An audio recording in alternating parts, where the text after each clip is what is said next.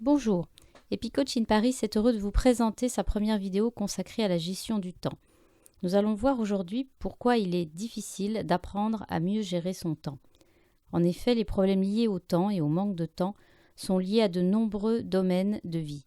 Vie de famille, vie professionnelle, vie privée, organisation globale, rythme et concentration, capacité, santé et énergie. C'est un problème complexe qui ne peut se résoudre par de simples conseils du type trucs et astuces, même si les bonnes idées foisonnent dans les livres et les magazines. Pourquoi ces trucs et astuces ne fonctionnent pas ? Premièrement parce qu'ils ne sont pas à votre mesure, comme un vêtement qui serait un beau vêtement mais qui ne serait pas à votre taille.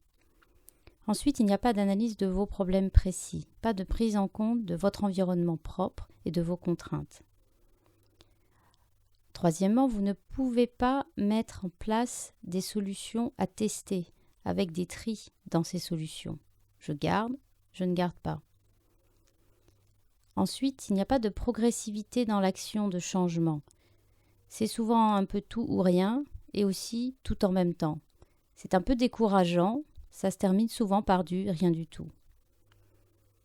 Enfin, il n'y a pas de prise en compte de la gestion émotionnelle de chaque solution, de chaque changement que vous allez mettre en place et de tout ce que cela va déclencher comme sensation, parfois agréable, mais aussi souvent au départ inconfortable et désagréable.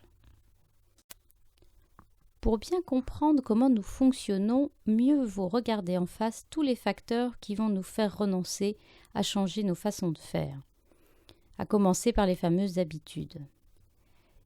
Un autre élément est la solitude dans certains cas, ou bien, dans d'autres, au contraire, la pression de l'entourage. Ensuite, il y a également toutes ces sensations d'inconfort dont j'ai parlé, qui sont très présentes au début et qui auront tendance à vous faire retourner là d'où vous venez. Ensuite, il y a également des avantages à faire comme vous avez fait pendant longtemps, malgré les plaintes que vous pouvez exprimer. Dernière chose, il y a aussi des tests, des choses que vous allez tester à mettre en place et qui auront des effets nuls ou très peu intéressants.